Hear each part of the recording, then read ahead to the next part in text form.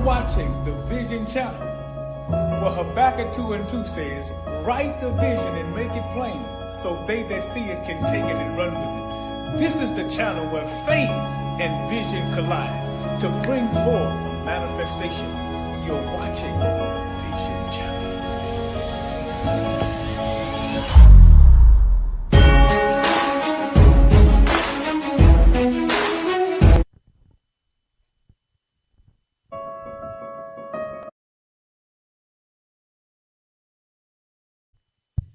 Good evening. Thank you all for tuning in to tonight's special broadcasting.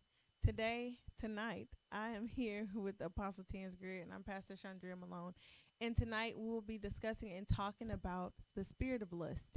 And this particular topic of discussion that we'll be expressing tonight would be one that is highly seen in the body, but often overlooked. It's not expressed in depth to the point to where we can comprehend and we can understand how this spirit functions, how it operates, and how it works. A lot of times we think about lust and it automatically goes to sexual perversion, sexual immorality, and that is very much so the case. But lust can be any form of facet of life that has overtaken you, that has consumed you so much so that it has become the God of your life. Now tonight we're going to deal with each and every perspective of life that the spirit of lust has come in, has run rapid in the body, and caused a lot of great men and women to fall by the wayside. So again, I'm excited about this particular topic, Apostle, and I thank you for being here tonight to be able to elaborate on this particular topic of discussion as well. So just coming off the basis of what lust is, what is lust, where did it come from, and how did it start?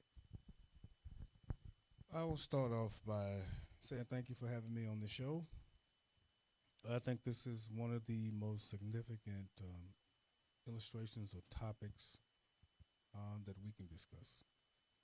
I think sometimes the body of Christ, this subject sometimes is evaded or alleviated from some topics of discussion. But lust itself means a selfish desire or immoral disorders. And where lust started from, lust comes from Lucifer. So let me say this, please. Lust starts from Lucifer. And lust is in trying to get somebody else's manifestation, somebody else's fruit. So we see where lust first started from. It started from a pure place. It started from the kingdom. It started from heaven. So because Satan would make illustrations or expressions to say he wanted to sit in the north. He wanted God's seat. So lust oftentimes makes people blind to the reality is they'll lust after something that they desire that not belongs to them. And many people, when they get into this place of lust, they only want places that they were not prepared for, places that they couldn't get to. So they want to circumvent the process because either they want power or they want a position. So the first time that we see lust in this form, we see that Lucifer, not Satan, Lucifer desired to sit within the seat of God. He decided to sit in the north. He desired more worship he desired for things to worship him, but not him worship God. That's when lust comes in. Lust is one of the things that it comes suddenly. This spirit is subtle. And oftentimes you don't know that you and the spirit have become one in the interaction of life. You don't even know that Satan even exists. When lust comes, when you think about it, a third of the angels fell to one of their lieutenants or captains in the kingdom where there was no sin. Lust will make sure it initiates sin at some point in pure places. So you're going to find lust. The only place that the kingdom of heaven resides and abides is in the church. The only place where God resides and abides is in churches. So we see that when lust comes, it has to come back in the pure places. So God said he's coming back for a church without a spot or a blemish. He comes back without a church or a spot or blemish. So that means the place that God is prepared for is the church. So the enemy's main objective is to create atmospheres and to distort the truth of people, to have selfish desires so they can birth his realities within the earth. you said you hit a lot of great points as you were elaborating and expressing where the spirit came from and basically the basis of the foundation of this particular spirit. But in speaking about this, you said something that stuck out. You said that oftentimes lust will blind an individual, and it's crazy that you will hear the saying love is blind, not understanding that sometimes love and lust can be misconstrued, all depending on how you go about it. So you can say, okay, well, I really love a situation, or I love a person, or I love a place or a thing, and then not understanding that because of how it corrupts your heart and how it makes you to function going after that particular person, place, or thing, that's what makes it, or depends on if it's real love or if it's lust. Because when it comes to love, love is about sacrifice, not thieving, not stealing, not taking. And even expressing about Satan, how he was in a perfect place and he allowed that to infiltrate his heart, and how it came in to make him think that he can sit in the seat of God knowing good and well he was the creation, not the creator. Mm-hmm. So with expressing this spirit of, and I do want to talk about and tying it to the marine kingdom too, but I'm trying to stay along the basis of what we're expressing right now. But in just to get all around picture about this spirit of lust and to really understand it. Also, as you were speaking, it sounded like, and it tied into what covetousness is. Oh, absolutely. So with these two, make the comparison, elaborate on the comparison of how this works along with lust, because a lot of times people will say, I abide by the 10 commandments, I listen, I do everything I'm supposed to do, I don't covet, but not understanding that lust and covetousness is technically the same thing. Covetousness. So let me explain it from this way. I mean, in the 10 commandments, God would give this illustration about don't lust after your neighbor's wife. Right, don't lust after your servants, your master's servants. So he would say that, and I've learned this little cliche that we normally say in society. We are too busy fixated looking at the neighbor's yard. We like to look at the grass that's greener on the other side, and we don't know because this is covetousness. We're looking at his grass, but not knowing that his grass is astroturf. Your turf is real. So oftentimes we go after fake things with the perception that it's real, right? Yeah, with the perception that it's real. So, and you're going after, just say for instance, somebody's wife, and you don't know that everything that she has is not hers. It was paid for, it was bought. Her teeth ain't hers, her hair ain't hers. She got a BBL, her breast. So everything that you're going after, you're thinking that it's real. So your perception has become your reality, and you're lusting after someone that doesn't even like themselves. It's lust. It becomes spirit. So let me say this, and I'll try to slow it down a little bit. You know, God will sometimes give me revelation of words, right? Just to give people a understanding about covetousness. I'm gonna go back to Lucifer. Lucifer wanted to be just like God, covetousness, which is a form of lust. So he could not be like God. When he was kicked out of heaven, he came to earth. By him coming to earth, he saw the Creator create.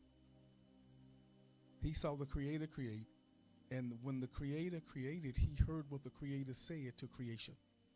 Let us make man in our image and after our likeness. So he knew how heaven, or how the Father looked in heaven. He knew how Jesus looked in heaven. So now we have a creation that's in earth that looks just like the Father.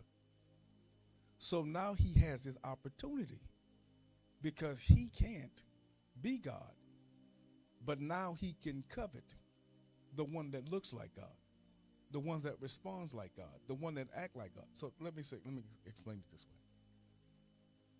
When in this word lust is a word, it's us, right? So I'll go back to Genesis chapter 1 and verse 26.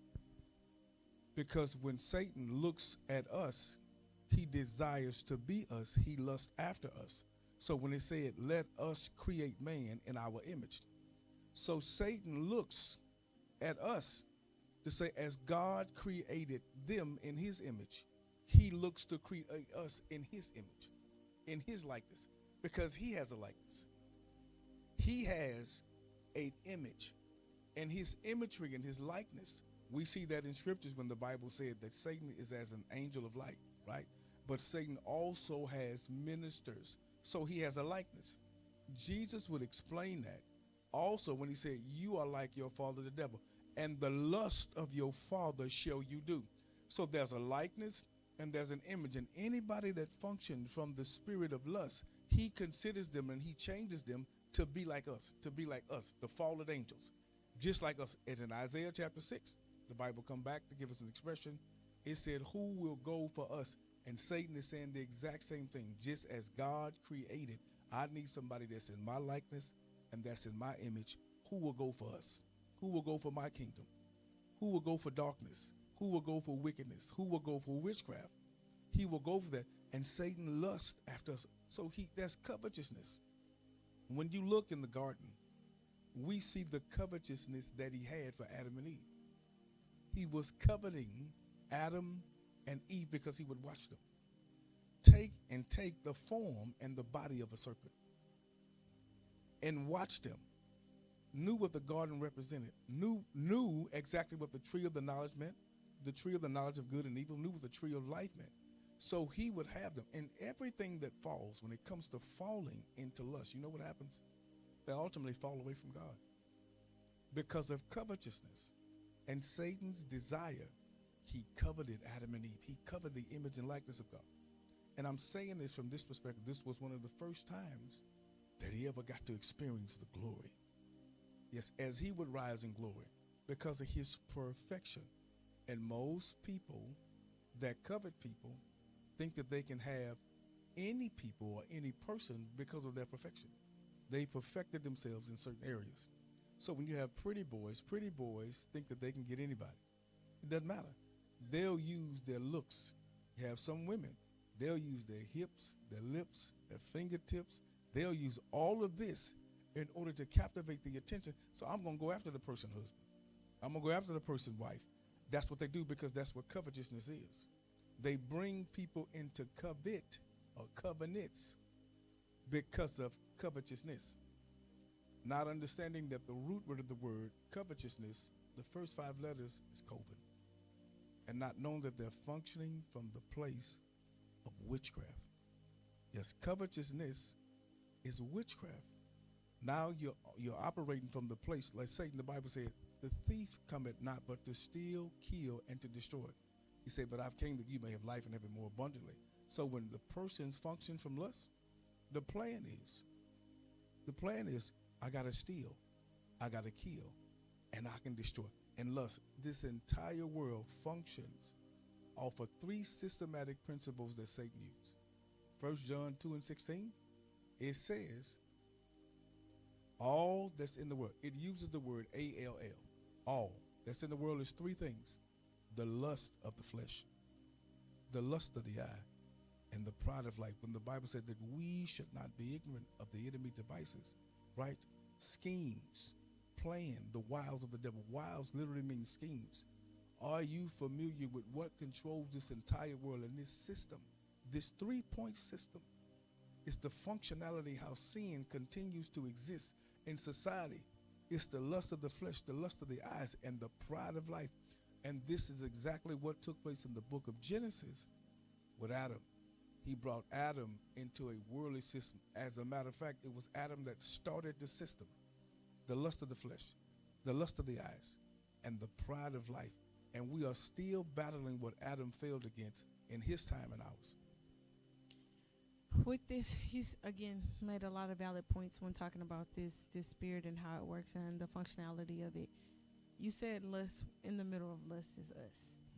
And a lot of times when you're dealing with spirit of lust, you also mentioned and talked about how we can be our greatest enemy in so many words because it's all about self-gratification. I find that when it comes to the spirit of lust, it's more so of an infatuation as opposed to an actual desire. So it's a fantasy, something that's not real, something that you want to be real. So you'll set your whole life around a fantasy. And a lot of people will say that this is them following their dreams. This is a dream. This is ideal. This is fate or fate, whatever they say, in order to validate the lust that's in their very own heart. The Bible talks about that men are drawn away or enticed by their very own lust. Not understanding, too, that with this particular discussion that we're talking about tonight, it's very careful. You have to be very careful to see or to understand if it's your desire or if it's God's desire. I want you to kind of touch bases on, before we get into the depths of what this is and tie it into the marine kingdom as well, but get into, kind of elaborate on basically defining the difference between your desire, which is the lust of the flesh, and when it comes to the desires that God gives you within your own heart. I think our desires, the Bible said the heart is deceitfully wicked, right? So a lot of our ambitions, a lot of our desires don't line up with God's will, don't line up with God's word. If your desire doesn't line up with His, then you know it's your desire. So if you can't, I think the challenge with people, and I don't know how far. Your desire, you said, it's like the first thing that we have to deal with is the lust of the flesh. So if the flesh is attractive, then you know that's not God. So if that's the thing that stimulates you, that will be the thing that will pollute you. That will be the thing that can contaminate you. Because what God does is not lust. What God does is destiny. Destiny, as opposed to your desire, is your destiny will cancel out God's desire. And I think many times that people are so fixated and focused because people don't have a purpose. There's no purpose for that relationship. So people are only infatuated or fixated on the flesh because the flesh looks good. So this is what I'm saying. So people love trophies. People want trophies.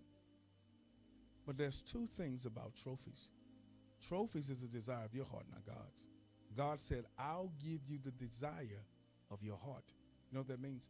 So people go to God with their desires and don't ask Him for His. That's the greatest challenge that people have. Yes, God knows every need that you have. God makes sure that I'll supply all of your needs, not your desire. Your desire is you want somebody that's 5'3", 22, 34, 36. That was your intention. You want a brick house, right? You want a brick house, but it's not someone that know how to build a house. And that's some of the issues and the challenges that we have, that when it comes to our desires, God didn't give you that desire. You gave that desire to yourself, and now you're petitioning heaven for your desires, but God never intended for that desire to be yours. So God gives you His desires. Once He gives you His desires, destiny is going to be birthed.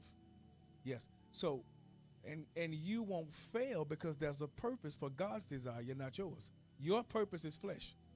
You want to solidify and fulfill the lust and the desires of your flesh. And this is where many people get in trouble, because it's all about how we look. Let me say two things about trophies. Trophies themselves are meant for two things. They're meant for two things. Trophies are meant to sit on the shelf. That's one. Display. But trophies, you only obtain trophies after you won. And I think that we want trophies without winning. Yes. I think we desire the trophies, but never had any kind of confrontation, never had any battle, never had any opposition. We wanted to solidify our flesh, so we go after the flesh. And when we go after the flesh, we never get fulfillment, because it's God that brings fulfillment. Your desires is going to sooner or later bring you some type of disaster. And I think that's the challenge that we have. So when you get the flesh, because you responded in the flesh, you went after the flesh, you're going to have to keep it in the flesh because God is no longer there. It brings you to self-gratification, and how a lot of times self-gratification is really only momentary. It's not meant to be permanent. It's something that's literally only antiquated when it comes to a moment. And a lot of times with dealing with different things and wanting and desiring different things, or other people's people or anything of such, even when it comes to yourself, you find yourself at a place of feeling rewarded whenever you've achieved something, or you performed the act, or you did something, not understanding that was only momentary. There is no satisfaction in that. Everything is just momentary. So talking about this and expressing this, I want to kind of touch bases upon what the marine kingdom and how the marine kingdom ties into this spirit of lust. Now, the marine kingdom deals with probably 95, if not 97% of the flesh, sex, sexual immorality, sexual perversion. So when expressing this and talking about this, tie in the two when it comes to, because a lot of people don't believe in the marine kingdom. A lot of people just look at marine and of course think about the water, and of course it has everything to do with the water. But the attributes of what they offer and what they give in the control that they have over this world and over this generation is crazy. So just in speaking about that, tie in the two when it comes to this lust in the marine kingdom. And then I want to get into how you know that you're dedicated and you've been dedicated to this kingdom, and the functionality of an individual knowing that they're dealing with this place and they're just thinking one side like it's just lust. So let's talk about the marine kingdom first. Let's say how they function first. Okay? And I think the challenge with many of us when it comes to this kingdom, we don't know how we were initiated into the kingdom. We don't even know that it exists. I'm going to give you two names to show you how we initiate. Okay? The two names is incubus and succubus. This is what starts the initiation with some people. So, and I'll use this when it's concerning the life of young men. So with young men, they make sure they have come into a stage or a level of puberty. Puberty is when now boys really become fertile. So having intimacy with a girl, even at a young age, you can produce a child because your hormones are now developed. So the marine kingdom, they wait to initiate that while you sleep or in your dreams. See, some people call it that I slept with somebody in my dream. They call it a wet dream. So because of wet dreams, because of this, now you are initiated in that kingdom because you have come into a covenant. If the dream, it's crazy how real the dream was, that your body naturally responded to what you was experiencing spiritually. And you didn't understand that this covenant that you just created, this covenant of lust, this covenant of the kingdom. So now every time a young man or a young woman goes to sleep, these spirits will show up, incubus and succubus, only to get them involved and be active in more lustful activities. So now there's an insatiable desire that you have now to be fulfilled because what was established while you was in the dream. This starts the marine kingdom, and many people are unaware of it. That you, 20 years old, this happened when you was 12, this happened when you was 13. But now you're 20 and it only has increased. Watch this. Because now it goes from you sleeping or them sleeping with you in the dream to now masturbation. And masturbation is a great part of the marine kingdom because they open doors, they open portals, and then this is where pornography come in, masturbation come in, and you're thinking that you're having safe sex, but it's a covenant, yes, because you haven't slept with nobody, right? That's what we're saying. Well, I haven't slept with nobody, no, I'm a virgin, I haven't slept with any person. You're saying that this is safe sex, but it's masturbation. And oftentimes we don't know that it's not safe sex because the enemy had invaded your imagery. He has invaded your mind. He has invaded your heart. He has invaded your spirit. And I'm going to use this because pornography, fornication, the word in Greek, it means pornoia, which means porno. It means porn. Pure fornication. Yeah, it means porn. Fornication means porn. And what most people don't know, that you're thinking that it's okay for this industry, but most people in these movies, X-rated movies, right? Many of these people are from that kingdom, or was introduced to that kingdom, and then they became initiated with. I'm going to say this because it's an industry, right? If you break the word industry down, the first letter is in, the next word is dust. So that these spirits from the marine kingdom is in our dust. So God created us from the dust. So whatever goes in the dust is like seeds. Seeds bring harvests. Seeds bring seasons. Seeds bring life. So because it's in dust and we were fertile since God created us from the dust, now it's in our dust, and now they're planting seeds so they can produce a harvest. And they look from generation to generation. Just going off of the back end, what you just expressed, it brought me to David. when he said he was born into sin but shaped in iniquity. What was that iniquity? That iniquity was that place, that drive that he had, that what's the word? Insatiable drive that he had to be with women, the desire that he had for women. And that amazes me. Even now, since you talked about that, now we're going to open up that book when it comes to masturbation and how this works.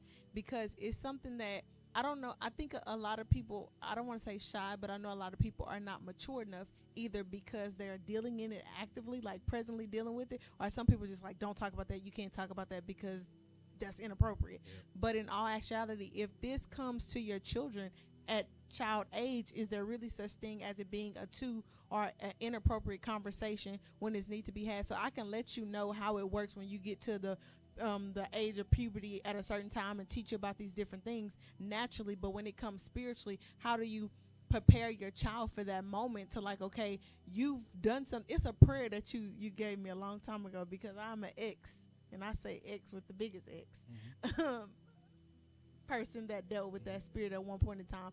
But it was a prayer that you gave. You talked about demonic seeds and not understanding that you do have spiritual children in the spirit realm, but naturally you might not see those children. So of course we just stop it at, okay, you had an abortion or you took a plan B, but spiritually you have children. You have, I don't want to say the word, is bastard children. Yeah. Spiritually. So let me see if I can explain it in a way that people can comprehend it. So many people, when they go for this in vitro is when they insert seeds or sperm inside of someone. They make sure they freeze the embryos, and then they plant it into the woman as seeds. So these seeds were released by people. So people never see the seeds. Oftentimes people don't even know the parents from the seeds that they release it. Which is crazy. Yeah. Okay. So many people that do this, that cannot produce children, that whether the father has an issue with his semen count or his sperm count, so they'll use this, I call it artificial insemination. They'll put it in you. Right. And so they do that so people will have a concept and understand spiritually what takes place naturally. So there are things spiritual that we don't understand and that we don't know. I'll give you an example. So when you start talking from a spiritual place, when God will tell Abraham, I want you to look at the stars in Genesis. I want you to look at the stars, and when you count the stars, this is going to be your seeds. Now God will tell him that these children exist. They exist, but they exist spiritually, not naturally. So God would call him a father when it looked like he had no children, but his children was not there. Now we all are famous with the scripture with Jeremiah chapter 1 and verse 5. Before I formed you, I knew you. I sanctified you and ordained you to be a prophet. So he was a prophet before he got here. So there are seeds and spiritual children that are in the heavens. They exist. God would name each child. There was a man that was sent by God. That man would come by God. And it was the people. So God was doing this before we learned the technology. The technology existed. Right. AI. Yeah. Before AI, before the doctors could find out about artificial insemination, whatever it is, before they can find out intravenous, before they can find out all of these practices and promises, God was doing it. He did it with Mary. And the Spirit of God came upon him. And then Mary would conceive and have Jesus. So these are spiritual children. Jesus didn't come from a man. He would come from a spirit. So he was birthed from that realm into this one, into the natural. And I'm trying my best. He was born a birth from the spirit realm, came into a woman, and then was birthed into the natural. The Nephilims were spiritual children. They were birthed by somebody that was spiritual, but then they came into the natural, and then they became giants. DNA, so before we can even tap into DNA, they were tapping into DNA back in their day. That was spiritual children. So what people have to grab the concept and understand, that when things take place spiritually, they can affect you naturally. And I think many people don't understand the significance behind the spirit realm. I say this, I respectfully say this, because I know many people, their concept is only natural. This is the only place they can gravitate their minds around. gravitate to the natural. And my challenge would be to them is, how can you serve God without seeing him? If God is a spirit, when you pray, do you know that you're praying to a spirit? When you use Jesus' name, Jesus is no longer in the natural, Jesus is spiritual. He's called the Holy Spirit for a reason. So everything that we need to learn, that we need to grow, we need to learn how is it that we can get gravitated, or how do we get understanding, knowledge, wisdom? How can we get revelation from the spirit realm so we can apply it in the natural realm? The enemy that we fight and that we face is not natural. It's spiritual. And I think that we need, as a body, we need to learn more on the spiritual side than the natural side, because whatever you learn in the spiritual, you can govern your ground in the natural. And I think we need to have more conversations about this. And I know the body of Christ, they shun the spiritual. They shun it. So the things that we are talking about, they are things that are spiritual. And people think that there's no existence of the marine kingdom. But what do you think Leviathan is? You know, what do you think Leviathan? They got an entire chapter in Job, chapter 41. The entire chapter is about Leviathan. And I think that we need to learn more about that kingdom. I wish I had time. I would go through all these scriptures and show you what David said, that you drew me out of deep waters. If you walk through the waters, you won't be drowned. You walk through fire. So all these scriptures that God lay out about the marine kingdom, they exist and they're real. They control the commerce. They control the economy. They control. What do you think perversion would come from? The perversion, it would come. See, all Satan needs is the door. This kingdom needs a door. All he needs in this kingdom, this is why God would make a statement. The marine kingdom is so powerful that God said there will be no more seas that's in heaven. There will be no more sea. Why? Because what's in those waters? And we have no idea. And I'm going to give you an example about the marine kingdom. So what their pride, their focus, or their area of attention is around water, right? So why do you think people go to beaches? Hear this. And you don't see people clothed in beaches. You see them in Speedos. You see them in bikinis. As a matter of fact, most people develop muscles, go get all type of surgeries just to wear a two-piece bikini, a thong, just to go to a beach surrounded by water so they can influence people. Influence, and I'm saying this, you start talking about how strong this stuff is, because now you got muscles, right? You got muscles. So you're going to make sure you show those muscles when you go to, you're going to show your definition, but not understanding you're being defined. You have definition, but you don't know the definition of what's behind it. Yes, you don't know what's there. So many people, when they go to beaches, is coerced by the marine kingdom. They got naked beaches where people can walk around nude. This is all coerced by the marine kingdom, because they have to create an atmosphere. They have to create an environment so that people, and let me say this, in Matthew chapter, I think it's 28 verse 5, Jesus would make a statement and said, if a man so happens to lust after a woman, right, lustfully, it said he's already committed the fornication. And I think most people are thinking that you have to touch but not get in touch. Just the mind itself, God said you've already created something in the spirit realm, not the natural, and you're walking away without ever touching, but getting in touch with the spirit realm because you look lustfully after a woman or after a man. Of course, I want to stay there, and I want you to elaborate more there. But before, when you were speaking and you were talking about how this thing is tied to beaches, this is tied to water, it amazes me, because when it came down to Jesus, it didn't say what Jesus had on. It wasn't scripted about what Jesus had on when he got baptized, when John the Baptist was baptizing people. But we know from what was shown to us that Jesus was fully clothed. He had on clothes. It didn't say before Jesus got in the water, he took his shirt off, he took off his shoes, he had his underwear on, and he went in the water and they baptized him. It never said that. And as you were speaking, it amazes me, because it's like, okay, why is it so significant when it comes to this kingdom to exploit the body, to solicit the body, only to draw and engage, which brings me to the lust of the eyes. Because if you could get a picture, and the crazy thing is you have so many different areas of life. I told you what my history profession, what I wanted my past profession to be.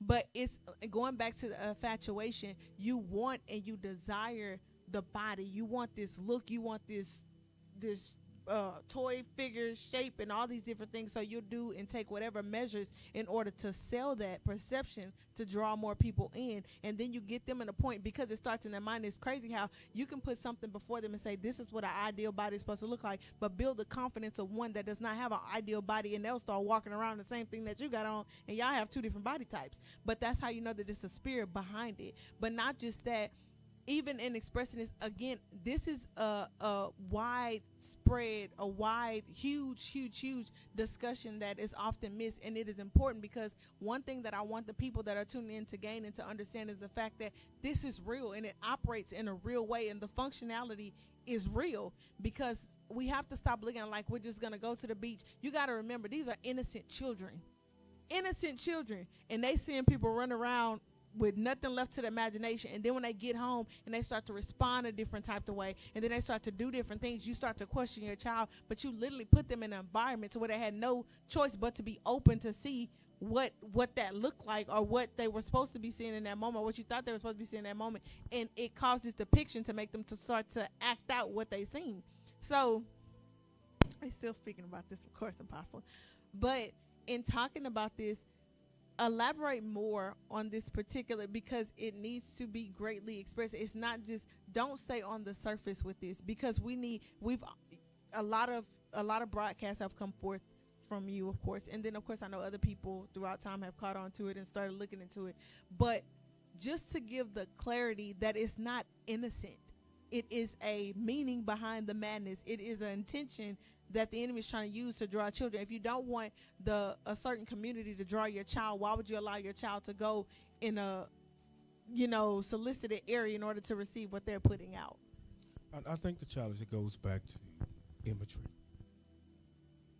If lust of the eyes is a part of the dichotomy of Satan, how he functions, how he works, the schemes and the traps and the tricks of the enemy, because the eyes are gateways to the soul. So he has to use imagery to get in the imagination in order to control the soul.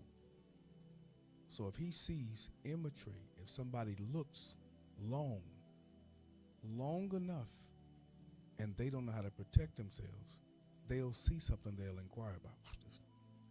But seeing something means you've opened the door to the spirit realm. Just by eyes, just by looking. By eyes. You just set the invitation. They set the invitation for you to open the door. Watch this. And you don't go home with them naturally. You go home with the spirit that controls them spiritually. So the imagery of the person that you saw was probably from their kingdom, seduced you. So watch this. So if the eyes are the gateway to the soul, what's in the soul? The mind, the will, and the emotions. Watch this. That is a person's character, the pattern of a person's behavior.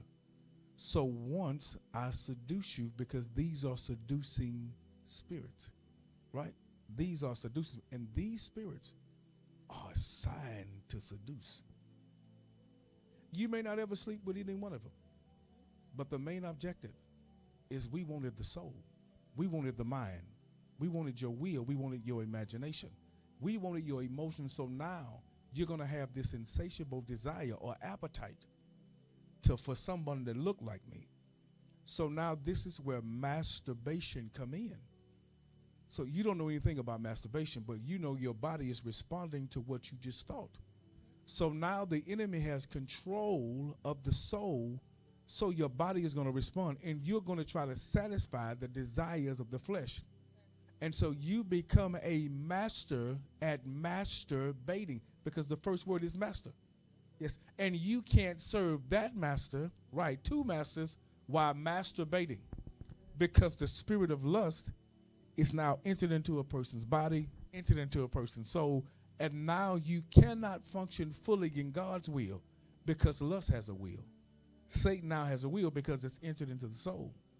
And the challenge with people is they can't cast down the imagination. They can't deal with the imagery. They can't deal with it. So even if there's no porno, you go to that imagery that you saw spiritually. You go straight to the spirit realm and you imagine it until your body responds to your imagination, because you didn't cast it down. You couldn't. So the spirits themselves, so when people come, people don't know how to guard their eye gates. They don't know that this is one of the main objectives that Satan needs. He needs your body. So when David should have been at war, right? When the Bible said David, when he was at war, he should have been at war.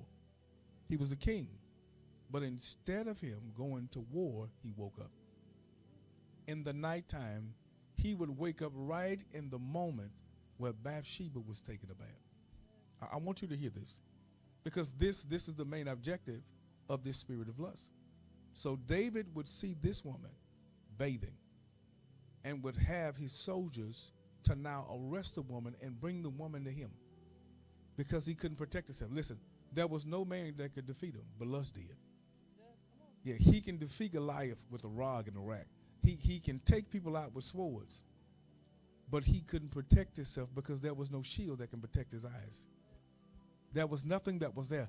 And watch this, something that would take place with David, he would have an insatiable appetite. This goes back to covetousness, because she was married. So David broke a commandment by covetousness and took her and slept with her without her consent because he was the king. See, this is what lust does. So, okay, because now, of course, I want to get into marriage, because, again, this is a wide spectrum. Mm-hmm. Talking about this and what you were saying, because it's crazy that you can be one that's not looked at by people prior to marriage, but the minute that you get married, it draws the enemy. One, of course, being that there's a covenant that you have made with you, your spouse, and of course with God, but also you have people that will try to infiltrate your marriage, come into your marriage, and people are quick to call them Jezebel. They quick to call them Delilah, different things as such, not understanding that those people have been sent by a kingdom. It's not that they love you, they want best for you or anything like that. They have literally been sent to infect, pollute, corrupt a union that God has made, that he has joined together, and they come in and cause all kind of havoc there, and then they walk away. Because a lot of times people will be in a relationship with somebody, they'll be married to somebody, they'll start committing adultery with the person, fornication happens, and then a divorce takes place. But the person that you were with, the person that you were going through everything with, when that happens, they leave you. Is this a sign that that person was sent by that particular kingdom to destroy your covenant, your marriage?